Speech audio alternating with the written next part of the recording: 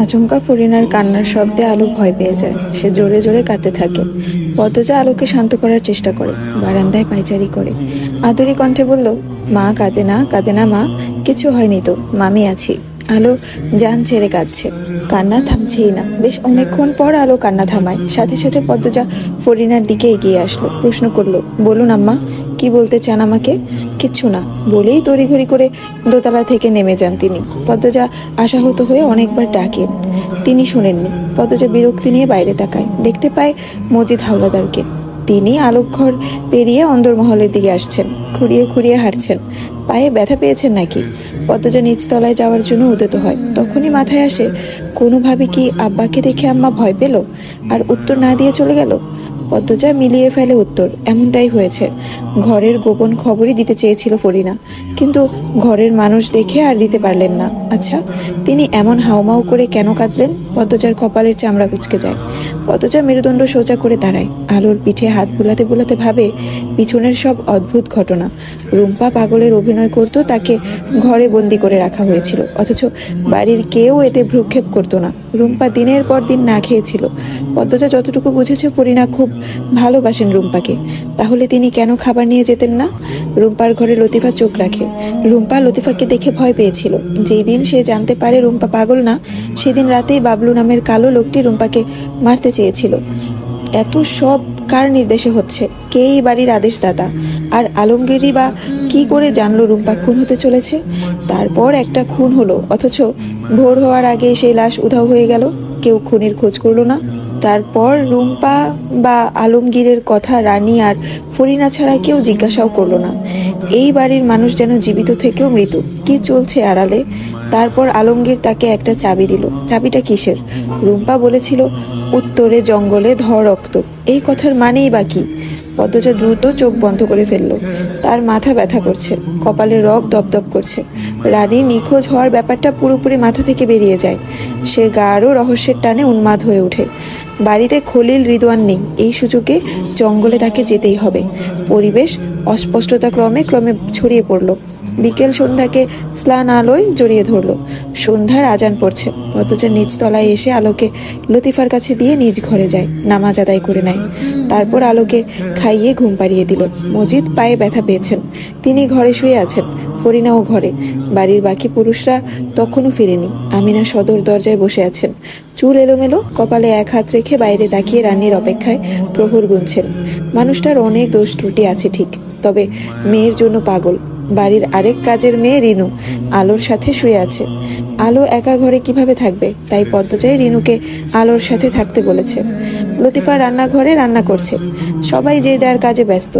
মানবতা বোধ থেকেও অন্তত রানীর নিখোঁজ হবার শোকে কাতর হওয়া উচিত ছিল, কিন্তু পদ্মজা কাতর হতে পারছে না। তাকে চুম্বকের মতো কিছু টানছে উল্টো দিক থেকে।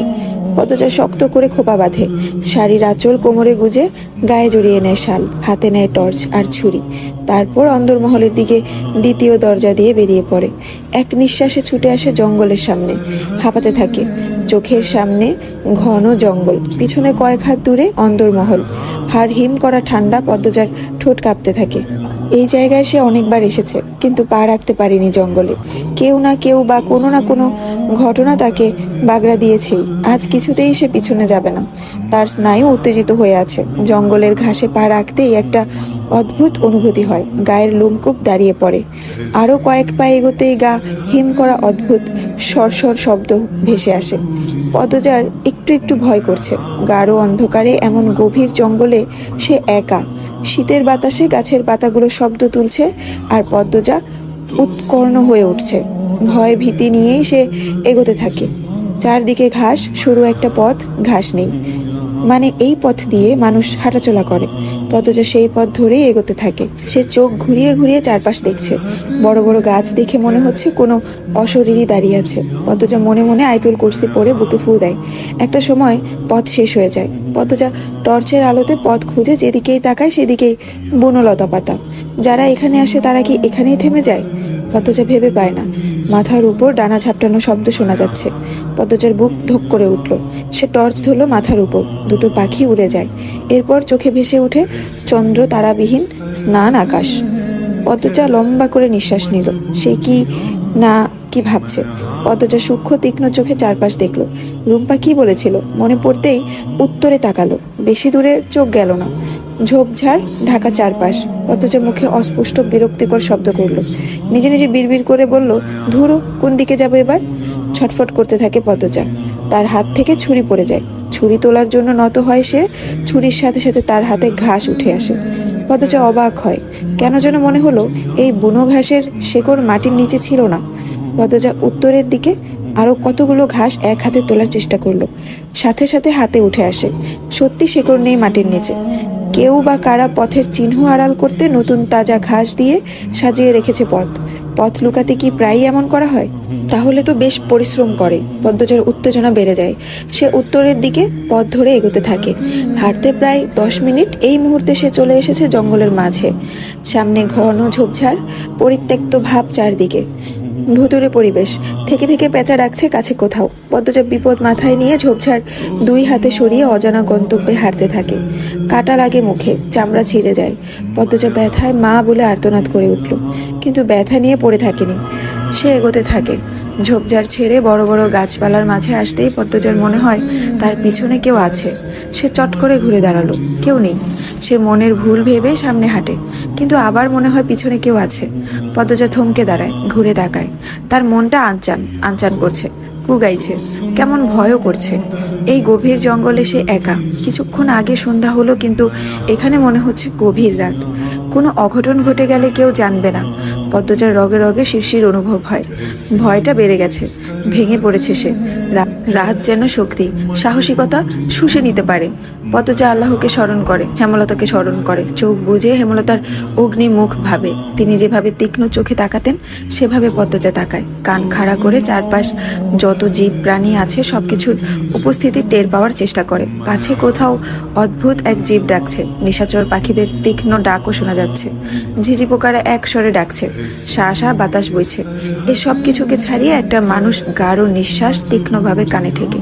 খুব কাছে পিছনে কেউ দাঁড়িয়ে আছে, নিঃশ্বাস নিচ্ছে। পদ্মজার হাত দুটো শক্ত হয়ে যায়। অদ্ভুত এক শক্তিতে কেঁপে উঠে সে। চোখের পলকে 2 পা পিছিয়ে লোকটিকে না দেখে ছুরি দিয়ে আঘাত করে। লোকটি আহ করে ওঠে। পদ্মজা চোখ খুলে ভালো করে দেখে। মুখটি অন্ধকারের জন্য অস্পষ্ট, তবে কণ্ঠটি পরিচিত মনে হলো। পদ্মজার ছুরির আঘাতে লোকটির হাতে লেগেছে। পদ্মজা রাগী কিন্তু কাপা সুরে প্রশ্ন করে, কে আপনি? লোকটি ক্ষুধার্ত বাঘের মতো ছুটে এসে পদ্মজার গলা চেপে ধরে। পদ্মজা আকস্মিক ঘটনার জন্য প্রস্তুত ছিল না। লোকটি এত জোরে গলা চেপে ধরেছে যে তার দম বন্ধ হয়ে আসছে। মাথার উপর আরো কটি পাখি ডানা ঝাপটিয়ে উড়ে যায়। একটা বলিষ্ঠ হাত গাঢ় অন্ধকারে অপরূপ সুন্দরী এক মেয়ের গলা টিপে ধরে রেখেছে। সুন্দরী মেয়েটি ছটফট করছে। লোকটির মুখে অন্ধকারে ঢাকা। ভয়ঙ্কর দৃশ্য। পদ্মজা তার হাতের ছুরিটা শক্ত করে ধরে লোকটির পেটে ক্যাচ করে টান মারে। লোকটি আর্তনাদ করে সরে যায়। হাঁটু গেড়ে মাটিতে বসে পড়ে। পদ্মজা আবারও আঘাত করার জন্য এগোয়। লোকটি ফুলে ফেপে উঠে দাঁড়ায়, যেন নতুন উদ্যমে শক্তি পেয়েছে। লোকটি ঝাঁপিয়ে পড়ে পদ্মজার উপর। নখের আঁচড় বসায় হাতে, কেড়ে নেয় ছুরি।